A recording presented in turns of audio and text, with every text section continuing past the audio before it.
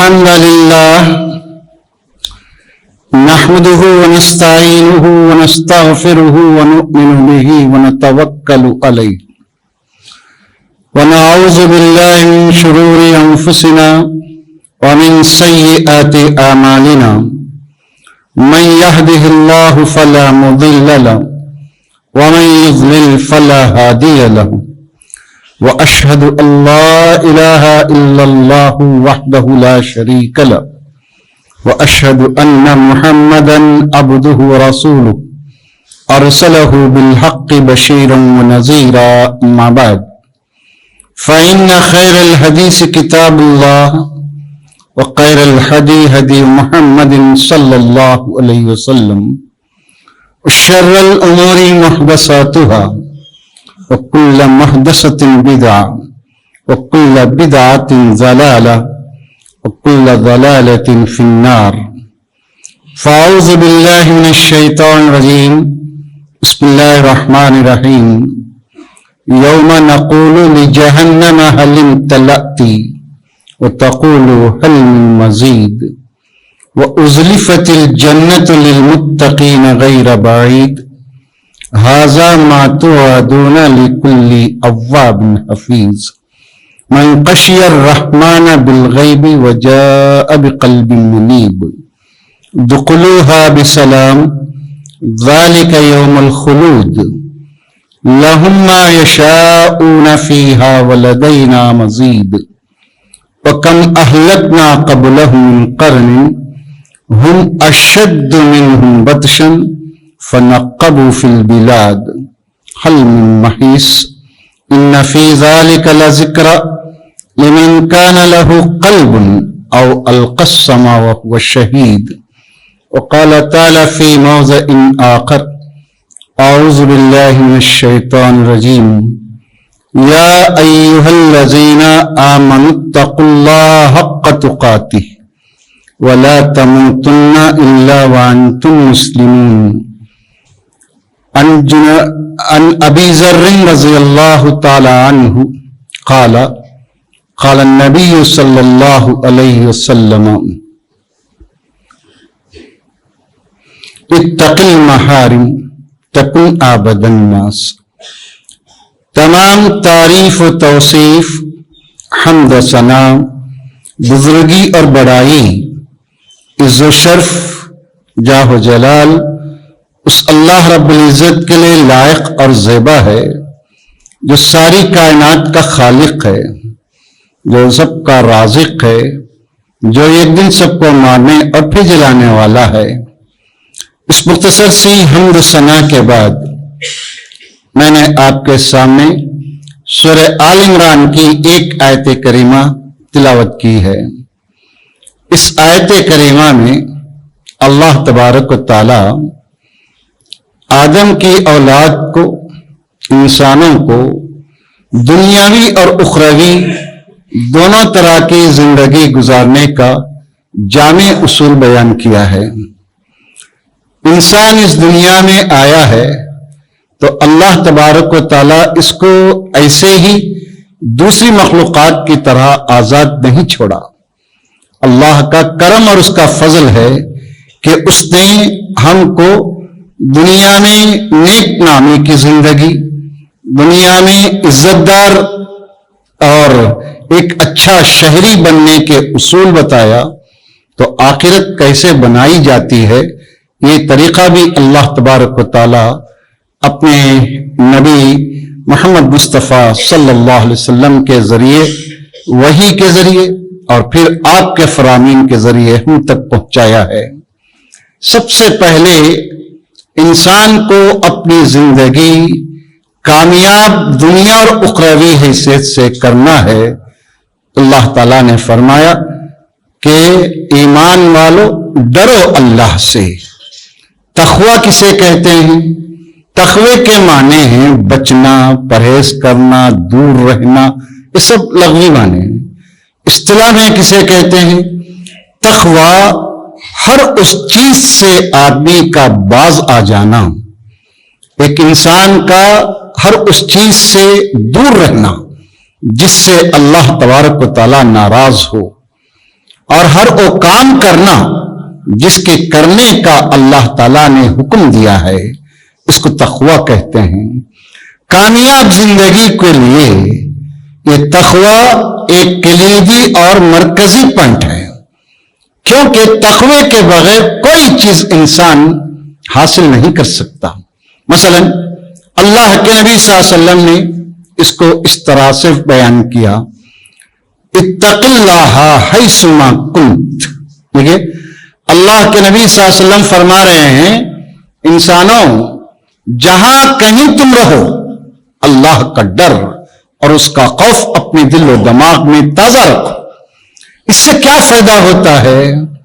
اس کا فائدہ یہ ہوتا ہے کہ ہم جس میدان عمل میں ہیں، جو کام ہم کر رہے ہیں، تقوی اور اللہ کے ڈر کے ساتھ وہ کام کرتے ہیں تو اس میں خیر و برکت آتی ہے۔ مثلا قرآن مجید میں اللہ تعالیٰ فرماتا ہے، اتقوا اللہ یعلمکم اللہ، لوگو اللہ سے ڈرو، اپنے دل میں اللہ کا خوف پیدا کرو، اللہ تم کو ہر وہ چیز سکھلائے گا جس کے تم مستحق ہو۔ آج ہماری پریشانی یہی ہے کہ ہم تقوی طہارت کی باتیں کرتے اور سنتے ہیں، جب عملی میدان میں اس کو پریکٹس کرنے کی نوبت آتی ہے تو بہت کم افراد ایسے ملیں گے جو اس کار عظیمت کو انجام دیں گے۔ اللہ کے نبی حضرت یوسف علیہ السلام کی مثال ہمارے پاس موجود ہے۔ تقوی، طہارت، آدمی اللہ تبارک و تعالیٰ کا ڈر اپنے دل میں کیسے سماتا ہے، حضرت یوسف کی زندگی ہمیں کھلی کتاب ہے۔ اب یوسف علیہ السلام کا قصہ سورہ یوسف میں جو تفصیل کے ساتھ بیان کیا ہے اللہ تعالیٰ، اس میں ایک خاص عبرت ہے آج کے معاشرے کے نوجوانوں کے لیے۔ اللہ کے نبی نے جو فرمایا، اتق اللہ حیثما کنت، جہاں کہیں رہو تم اللہ سے ڈرو، وہ منظر یاد کیجئے۔ یوسف علیہ السلام کو مصر کی سب سے معزز عورت، فرسٹ لیڈی آف مصر، اس عورت نے آپ کو ورغلایا، آپ کو پھسلایا، آپ کو بہت ساری لالچ امیدیں بہت دلائی، لیکن اس نے کیا کہا، انی اخاف اللہ، مجھے اللہ کا ڈر ہے، مجھے اللہ کا خوف ہے، کہیں میں اس شیطانی پھندے میں آ کر اللہ کی نافرمانی نہیں کروں۔ اس لیے محترم سامعین، میں اپنے لیے اور آپ کے لیے اس بات کی تاکید کرتا ہوں، ہم جہاں کہیں رہیں تقوی کی زندگی گزاریں۔ یہ کامیاب زندگی کی علامت ہے اللہ کا ڈر۔ وہ حدیث جس میں اللہ کے نبی صلی اللہ علیہ وسلم فرماتے ہیں، سبعۃ یظلھم اللہ فی ظلہ یوم لا ظل الا ظلہ، وہ 7 قسم کے افراد کو یاد کیجئے جن کے بارے میں پیارے نبی نے فرمایا، ان کی عرش کے سائے کے نیچے اللہ تعالیٰ ان کو جگہ دے گا جس دن کوئی سایہ نہیں ہے۔ شاب نشا فی عبادت اللہ، وہ نوجوان جو اللہ کی یاد میں اللہ کو ذکر کرتے ہوئے اپنی تنہائی کے اوقات کو گزارتا ہے۔ یا اسی حدیث میں یہ بھی ہے کہ رجل ذکر اللہ ففاضت عیناہ، دیکھیے یہ تقویٰ ہے۔ اللہ کے نبی صلی اللہ علیہ وسلم فرماتے ہیں اس انسان کو اللہ تعالیٰ اپنے عرش کے سائے میں جگہ دے گا جو اپنی خالی اوقات میں، جو اپنی تنہائی کے خاص مجلس میں اللہ کو یاد کرتا ہے، اپنے گناہوں کو یاد کرتا ہے، اپنی ماضی کو یاد کرتا ہے، مستقبل کو سوچ کر اس کے آنکھوں سے آنسو جاری ہوتے ہیں۔ اللہ تعالیٰ ایسوں کو اپنے عرش کے سائے کے نیچے جگہ دے گا۔ محترم حضرات، یہ تقوی انسان کو محارم سے بچاتا ہے۔ اللہ کا ڈر اور خوف انسان کو دنیا میں باعزت زندگی گزارنے کا اصول سکھاتا ہے۔ اس لیے اللہ تعالیٰ کلام پاک میں بیان کیا کہ ان الذین یخشون ربهم بالغیب لہم مغفرۃ واجر عظیم، جو لوگ اللہ تعالیٰ کو بغیر دیکھے کے، بنا دیکھے کے، جیسے ہم اللہ کو دیکھے بغیر اللہ پر ایمان رکھتے ہیں، اس کا ڈر اپنے دلوں میں تازہ رکھتے ہیں، ان کے لیے اللہ تعالیٰ فرماتا ہے مغفرت کا میرا وعدہ ہے اور بہت بڑا اجر اور ثواب تم کو دوں گا۔ تو اس سے بات معلوم ہوتی ہے کہ اس دنیاوی زندگی میں تقوی ایک مین اور بنیادی چیز ہے۔ ہماری دنیاوی زندگی اور اخروی زندگی کو کامیاب کرنے کے لیے مومن کو نصیحت اسی چیز کی بار بار کی جاتی ہے، ہدی للمتقین۔ یہ کتاب رحمت، یہ کتاب ہدایت کس کے لیے ہے؟ متقیوں کے لیے ہے۔ متقیوں کی صفات لمبے اللہ تعالیٰ بیان کرتا ہے۔ دوسری چیز دیکھیے، اللہ کے نبی صلی اللہ علیہ وسلم نے یہ تقوی حاصل کرنے کے ذرائع بھی بیان کیے ہیں۔ قربان جائیں آپ صلی اللہ علیہ وسلم پر۔ آپ صلی اللہ علیہ وسلم فرماتے ہیں لا تنظروا الى من فوقکم، لا تنظروا الى من فوقکم وانظروا الى من اسفلکم یا اجدر اللہ تزدروا نعم اللہ، اور کما قال نبی صلی اللہ علیہ وسلم رواه الترمذی ابن ماجہ۔ فرماتے اللہ کے نبی صلی اللہ علیہ وسلم دیکھو یہ تقوی طہارت اپنے دلوں میں پیدا کرنے کے لیے دنیا کا ایک اصول اللہ کے نبی فرماتے ہیں، دنیاوی معاملات میں اپنوں سے اوپر نہ دیکھو۔ ہم سے جو مال میں، جسم میں، پوزیشن میں، خاندان میں، گھر بار میں جو ہم سے اونچے ہیں ان کو نہ دیکھو۔ یہ مت دیکھو تم کہ ہم سے دنیا میں کون کون بڑے ہیں، کون کون کیا کیا نعمتیں پا رہے ہیں، بلکہ تم دیکھو اپنوں سے نیچوں، جو لوگ تم سے نیچے ہیں، جو تم سے مال میں، صحت میں، ہر چیز میں تم سے جو نیچے ہیں ان کو دیکھو۔ اس کا کیا فائدہ ہوگا؟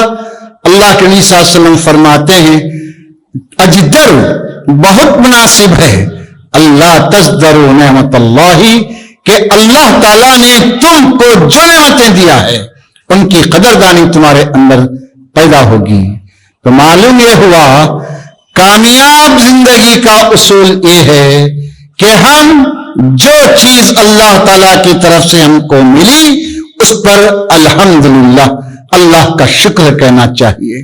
تو اس حدیث سے بات معلوم ہوتی ہے قناعت پسندی، آدمی کے پاس جو ہے اس پر راضی ہونا، یہ سب سے بڑی اللہ تعالیٰ کی نعمت ہے اس پر کہ اللہ تعالیٰ اس کو شکر کی زبان عطا کیا ہے۔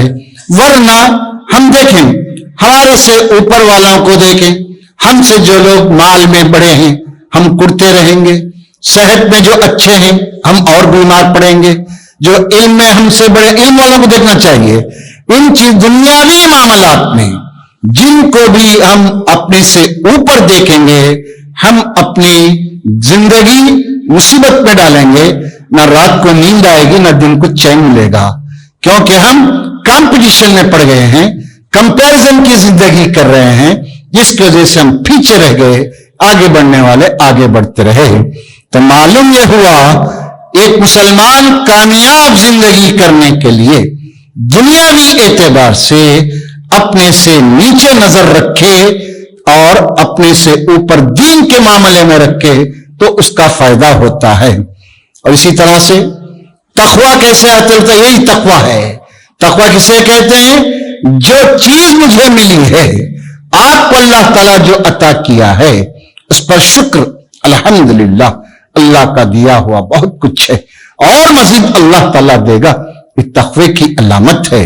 اس پہ خالص اللہ کے اوپر، اللہ کی ذات پر بھروسے کی امید ہے۔ دوسری چیز آپ کو مجھے یہ بات یاد رکھنا چاہیے، ایک کامیاب انسان اپنے سے کام رکھتا ہے، دوسروں کے معاملات میں ٹانگ نہیں اڑاتا۔ وہ حدیث اللہ کے نبی صلی اللہ علیہ وسلم کی فرمان یاد کیجئے، آپ نے فرمایا طوبی لمن شغلتہ عیوبہ عن عیوب الناس۔ آپ صلی اللہ علیہ وسلم فرماتے ہیں خوشخبری ہے، مبارکباد ہے اس انسان کے لیے جس کو اس کے عیوب، اس کی غلطیاں، اس کی خامیاں اس کو مصروف کر دیتی ہیں لوگوں کی خامیاں، لوگوں کی کمزوریاں، لوگوں کے عیوب تلاش کرنے سے۔ تو معلوم یہ ہوا کہ انسان جو کامیاب ہونا چاہتا ہے وہ اپنی زندگی پر نظر رکھتا ہے، اپنی زندگی پر گہری نظر رکھتا ہے کہ میرے اندر کیا کمزوریاں ہیں، میرے اندر کیا خامیاں ہیں، میں زندگی کے کس موڑ پر، کس جگہ پر میں کمزور پڑ رہا ہوں، اس پر نظر رکھ کر آدمی کیا کرتا ہے، اپنی اصلاح کرتا ہے۔ ورنہ دوسروں کی برائیاں، دوسروں کے عیوب، دوسروں کے توہم میں لگنا آدمی کو دنیاوی اور اس کی خراب ہوتی ہے، آخرت تو جاتی ہی ہے۔ اس لیے قرآن مجید میں اللہ تبارک و تعالی یوں بیان کیا، ان السمع والبصر والفؤاد کل اولئک عنہ کان مسئولا۔ یاد رکھو یہ تمہارے کان، یہ تمہاری آنکھیں، یہ تمہاری زبانیں، یہ تو سب چیزیں جو بھی تم کو اللہ تعالیٰ آزاد دیا ہے، ان سب کے بارے میں اللہ تعالیٰ روز قیامت تم سے سوال کرے گا۔ تو معلوم یہ ہوا کہ ہمیں اپنی زندگی سنوارنے کے لیے دوسروں کے عیوب کی تلاشی نہیں کرنی چاہیے، اور یہ حدیث بھی ہم کو یاد رکھنا چاہیے۔ اس میں آپ صلی اللہ علیہ وسلم فرماتے ہیں کہ آپ نے فرمایا، من ستر مسلمن فی الدنیا سترہ اللہ یوم القیامہ۔ اللہ کے نبی صلی اللہ علیہ وسلم فرماتے ہیں جو کوئی مسلمان کے عیوب کی پردہ پوشی کرتا ہے، اللہ رب العزت اس کی دنیا اور آخرت میں پردہ پوشی کرتا ہے، اس کو عیوب کی اللہ تعالیٰ چھپا دیتا ہے۔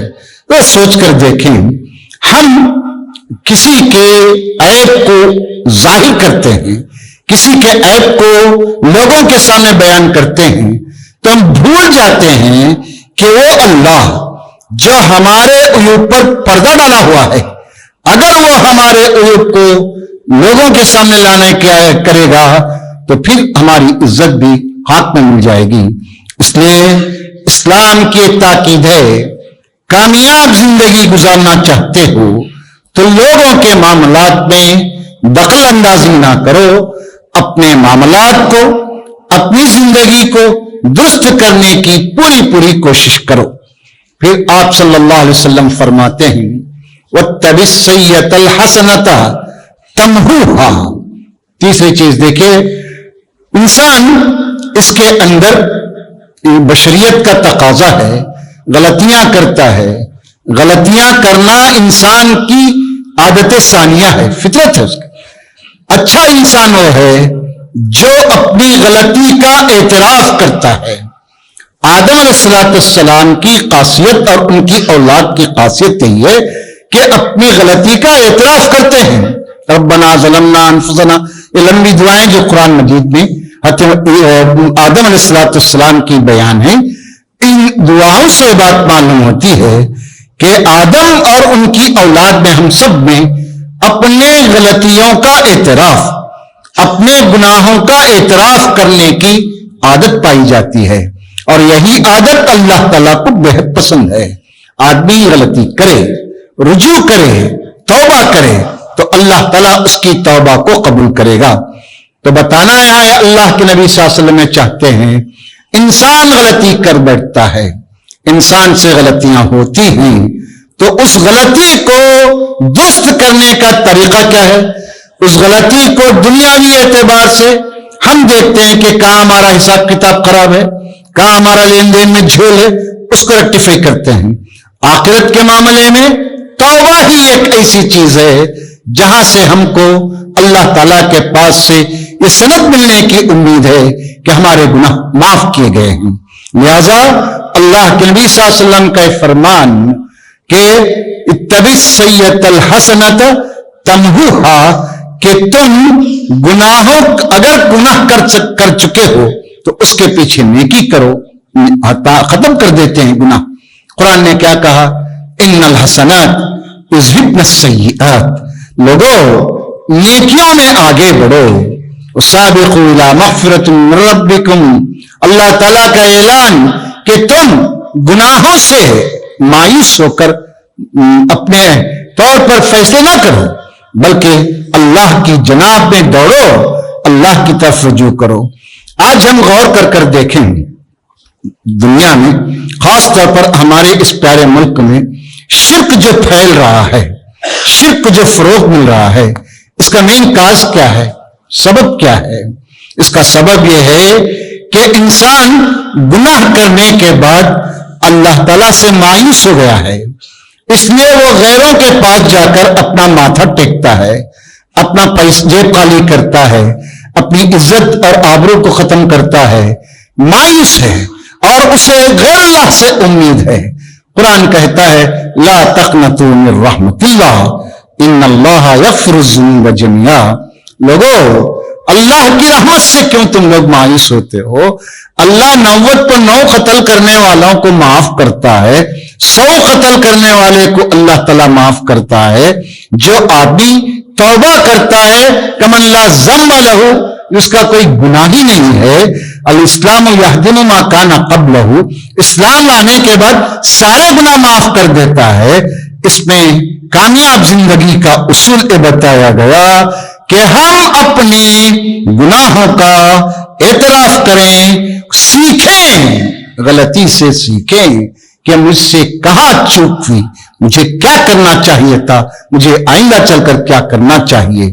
اگر کوئی آدمی شرک اور بدعات میں ملوث ہے، یہ بڑی دلدل ہے، یہ اس دلدل سے نکلنے کا طریقہ آپ کو اللہ تعالیٰ جو سمجھ دیا ہے، آپ اپنے ایک ایک بھائی کو، مسلمان بھائی کو ایک ایک کو سمجھائیں شرک کتنا گھنونا ہے، شرک کی وجہ سے کیا فساد ہوتا ہے زمین پر۔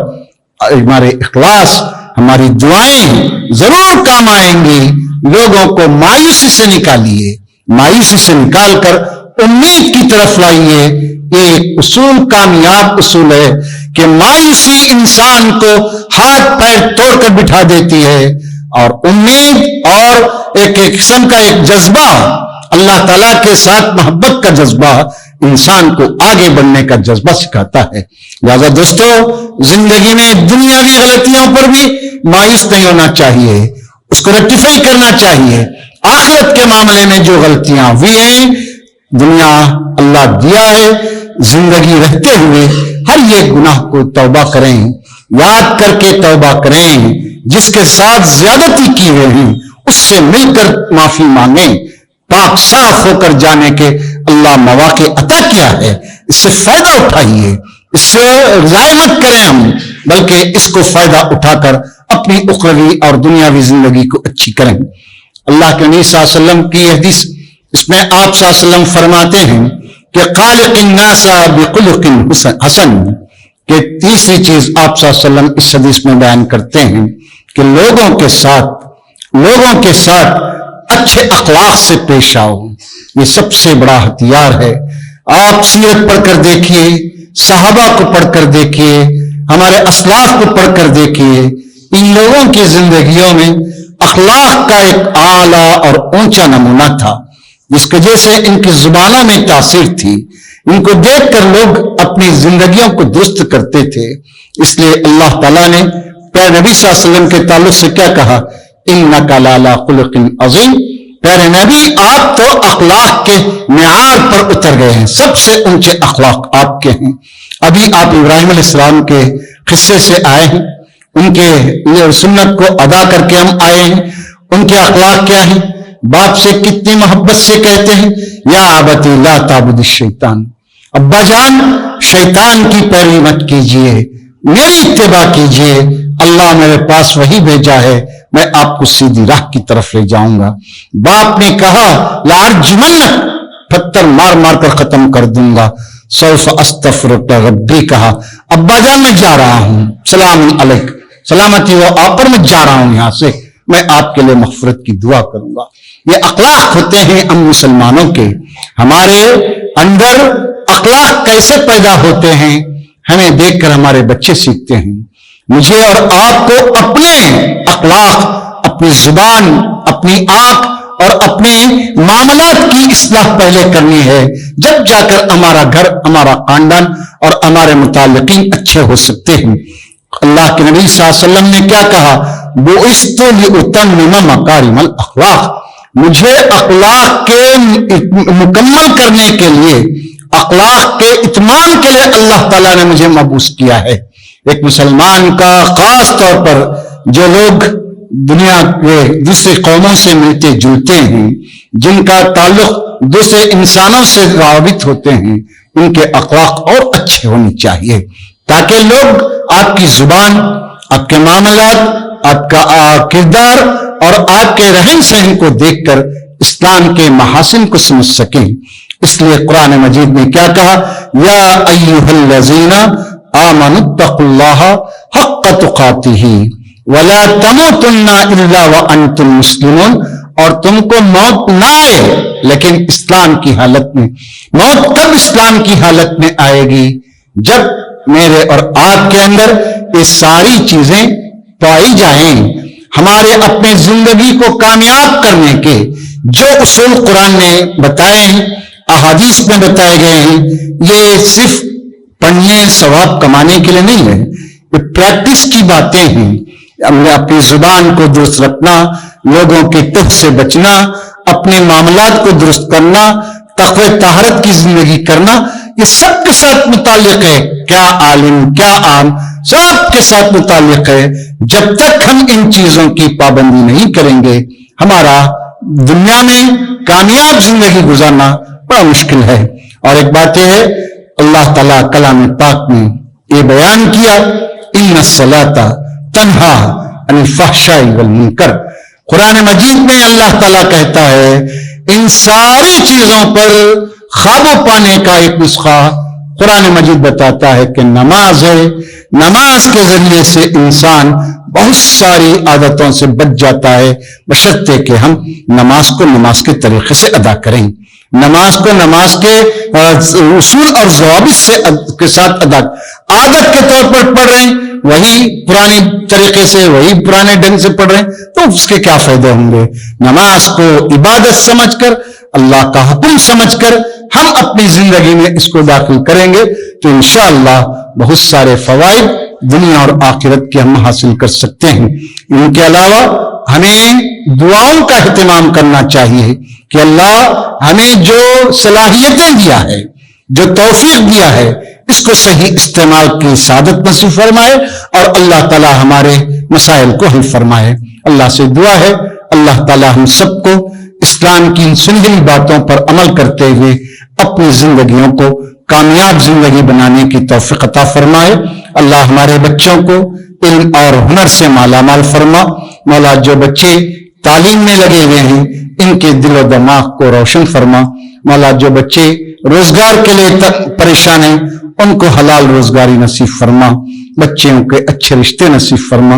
बीमारों को सेहत और तंदुरुस्ती अता फरमा। उलमा को सेहत दे। मौला, जो मरहूमीन हैं, इन सब की बख्शिश फरमा। जब तक दुनिया में इज्जत और आबरू से रख, जब भी मौत दे मालिक हमको कलीमे तैयबा पर मौत नसीब फरमा। आमीन। अक़ूलु क़ौली हाज़ा अस्तग़फ़िरुल्लाह ली व लकुम व लिसाइरिल मुस्लिमीना फस्तग़फ़िरूहु इन्नहु हुवल गफ़ूरुर रहीम। आमीन या ज़ल जलाली वल इकराम।